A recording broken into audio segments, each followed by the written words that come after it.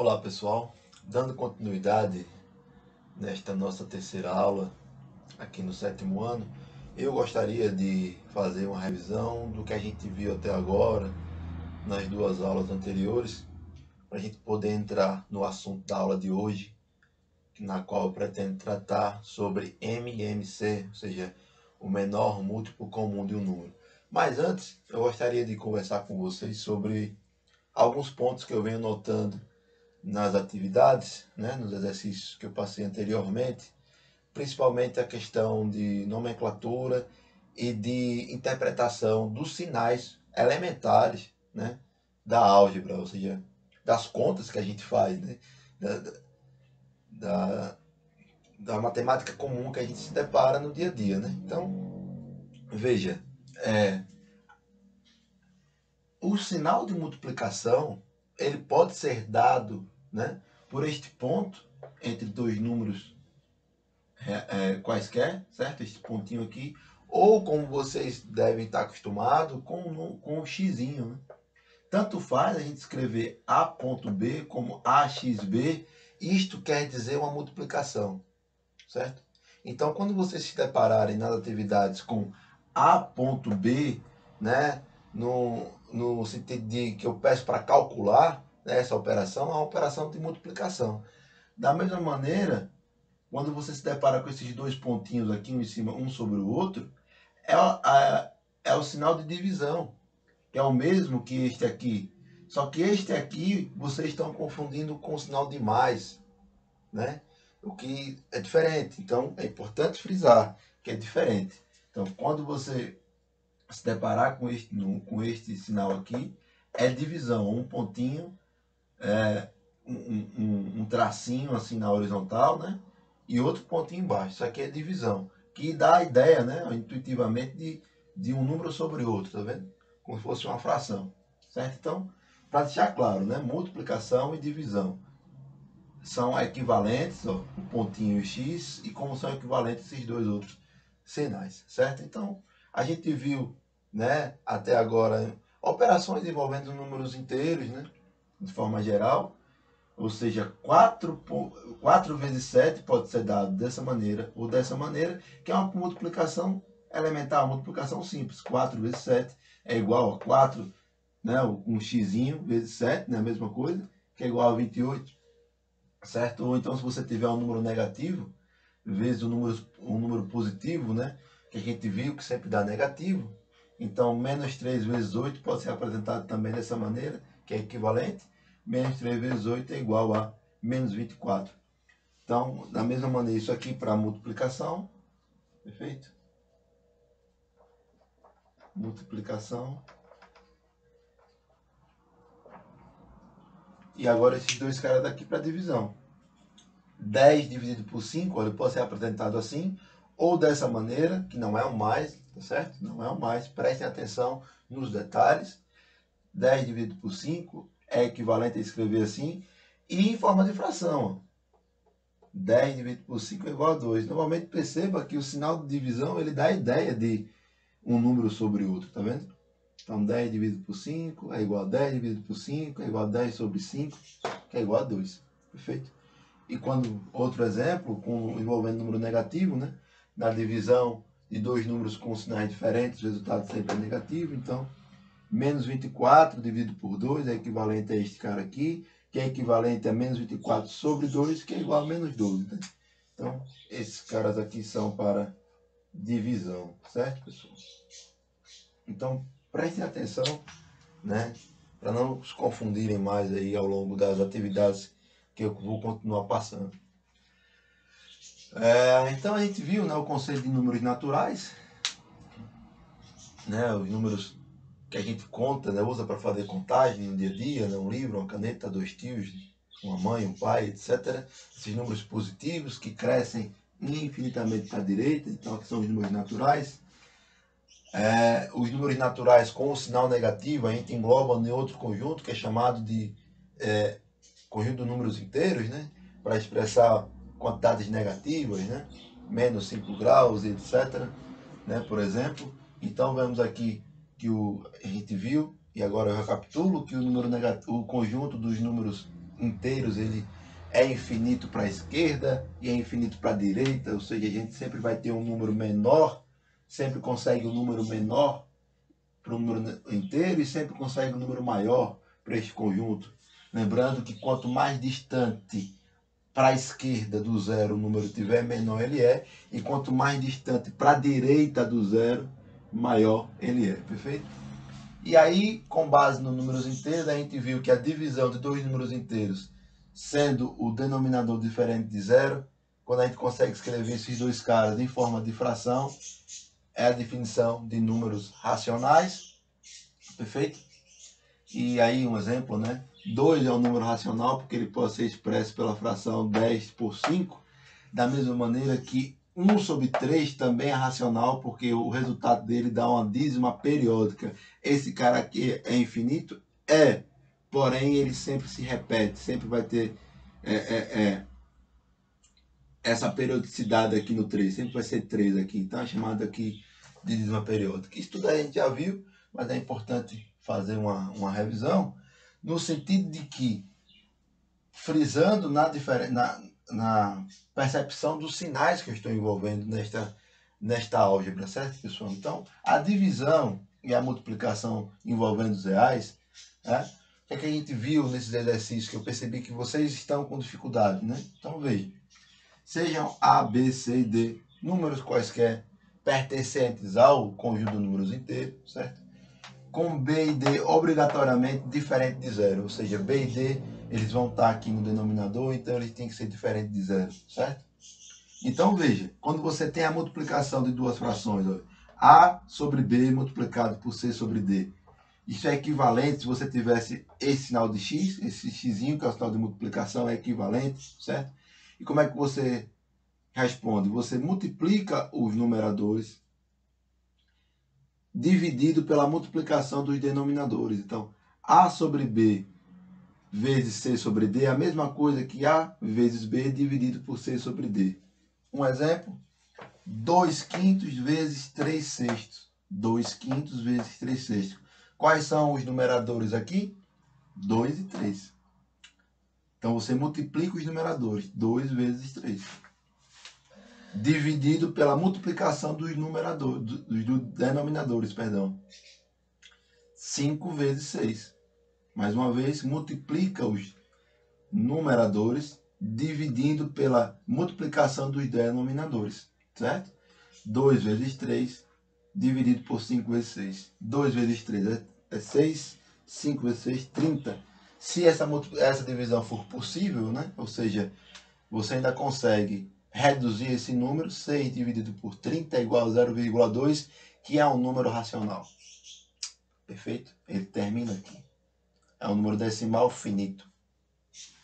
Quando você tem agora uma divisão, o raciocínio é, você tem que reescrever este cara em forma de fração e fazer a multiplicação dos extremos pelos meios, né?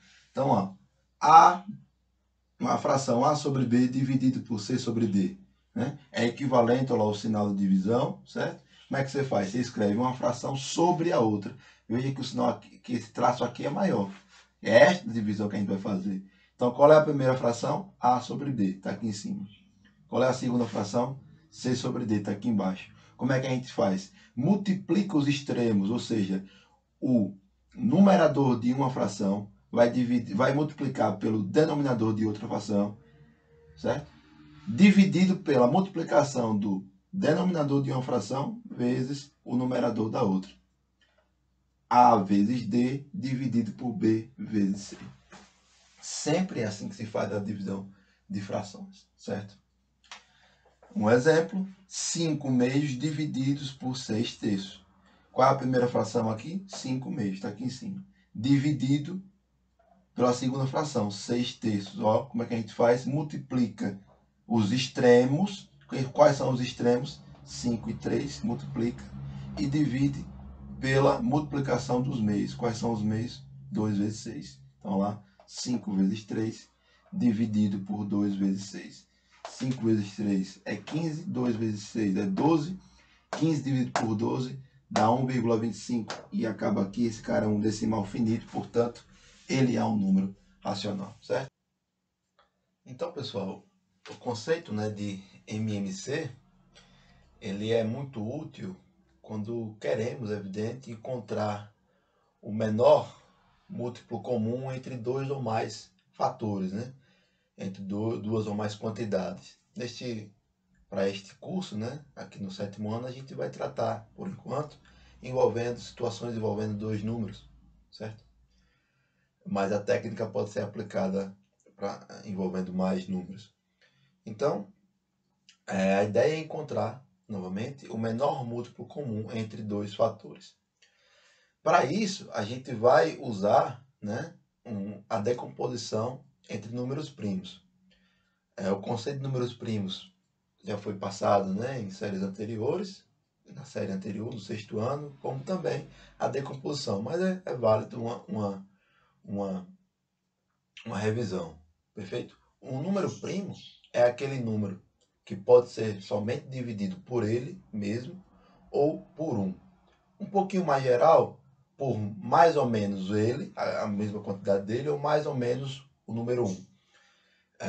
Por exemplo, o número 7 é um número primo, porque 7 só pode ser dividido, e este resultado será um número exato se, e somente se, 7 for dividido por 1, 7 dividido por 1 é 7. 7 dividido por menos 1 é menos 7, ou seja, resultados exatos. E 7 dividido por 7 dá 1.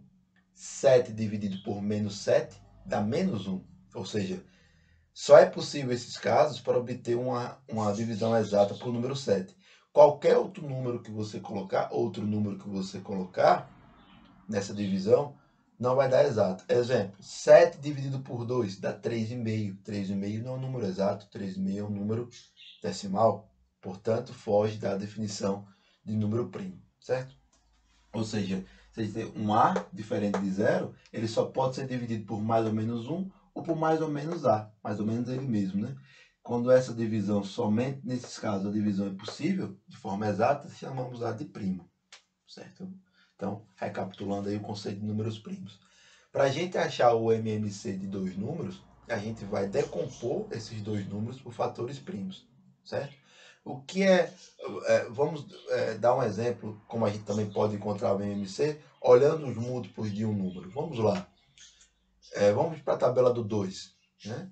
2 vezes 4, quanto é? 8. Mas se você for na tabuada do 4 e procurar lá 4 vezes 2, também você vai ter 8. Ou seja, 8 é um número, é um múltiplo comum tanto de 4 como de 2. Perfeito?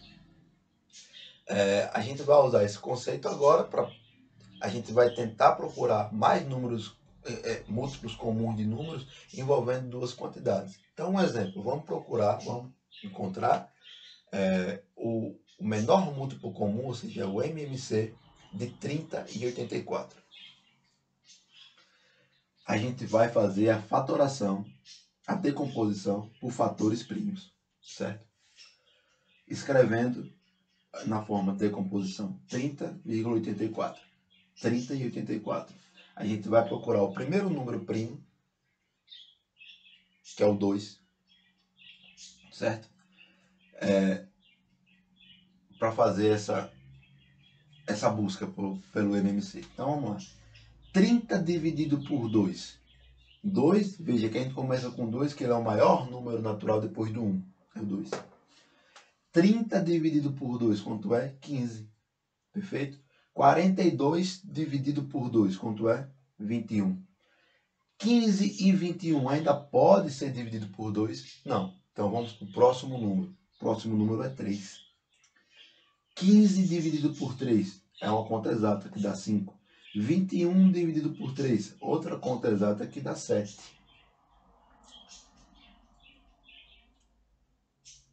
E agora, 5 e 7 ainda pode ser dividido por 3? Não pode. Vamos para o próximo número. 4 também não divide, o próximo vai ser 5. 5 dividido por 5 dá 1. 7 dividido por 5 não dá, repete o 7. 1 já chegou no final. 7 dividido por 7 dá 1. Quando chega no 1 aqui, a gente termina a decomposição. E sobrou somente os fatores primos. 2 é um número primo, 3 é um número primo, 5 é um número primo e 7 também é um número primo, certo? Então vamos lá. Como é que a gente acha o MMC? Multiplicando esses fatores. Vamos lá. Multiplicando os fatores primos, nós temos o que o MMC, é assim que se escreve, o MMC de 30 e 84 é igual a multiplicação dos fatores primos, ou seja, 2 vezes 2 vezes 3 vezes 5 vezes 7. Isto tudo aqui dá 420. Então, logo, 420 é o MMC de 30 e 84. Perfeito? Ou seja, 420 é o menor múltiplo comum entre 30 e 84. Perfeito? Numa soma de frações, numa soma e posteriormente uma subtração de frações, a gente tem que aplicar o MMC nos denominadores dessas frações para poder resolver a soma ou a subtração de uma fração. Então, como você tem uma fração A sobre B mais outra fração C sobre D, evidentemente com os denominadores B e D diferentes de zero, para a gente encontrar esse resultado, a gente tem que calcular o MMC dos denominadores. Perfeito?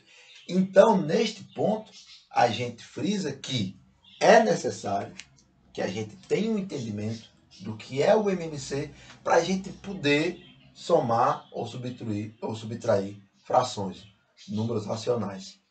Perfeito? Então, a gente vai agora para um outro exemplo envolvendo MMC. As atividades que eu vou anexar vão ser envolvidas, vão tratar de MMC para a gente poder, depois de estar treinado no MMC, digamos assim, passar para soma ou subtração de frações. Perfeito? Então, mais um exemplo para a gente finalizar, né? Calculemos o MMC de 12 e 18. Como é que a gente faz? A gente quer saber qual é o menor múltiplo comum entre 12 e 18. Fatorando por números primos que a gente tem, 12 e 18. O primeiro número primo que a gente pode fazer essa fatoração, o 2, né? 12 dividido por 2 dá 6. 18 dividido por 2 dá 9. Ainda posso dividir por 2? Posso. 6 dividido por 2 dá 3. Porém, 9 dividido por 2 não dá um resultado exato. Então, a gente repete o 9. Ainda posso dividir por 2? Não posso. Vamos para o próximo número maior que 2. Vamos tentar o 3. 3 dividido por 3 dá 1. 9 dividido por 3 dá 3. Ainda pode por 3? Pode. 1 dividido por 3 não dá, repete. Acabou. 3 dividido por 3 é 1. Quando chega 1 no final, termina. Como é que a gente quer agora? Como é que a gente pode saber qual é o MMC entre 12 e 18? Faz a multiplicação desses fatores primos. 2 vezes 2 vezes 3 vezes 3. 2 vezes 2 vezes 3 vezes 3. Ou seja, o MMC entre 12 e 18 é 2 vezes 2 dá 4, 4 vezes 3 dá 12, 12 vezes 3 dá 36. Portanto, o menor múltiplo comum entre 12 e 18 é 36. Então, como eu falei anteriormente, agora vamos focar nesses exercícios envolvendo o MMC, para que a gente possa ter a base para somar e subtrair frações, ou seja, números racionais que são escritos em forma de frações. Beleza, pessoal? Então, chegando ao fim aqui a terceira aula neste formato remoto, desejo a todos saúde e paz ao tempo que me disponibilizo para tirar dúvida no mesmo formato que a gente vem fazendo através do WhatsApp. Perfeito? Saúde e paz.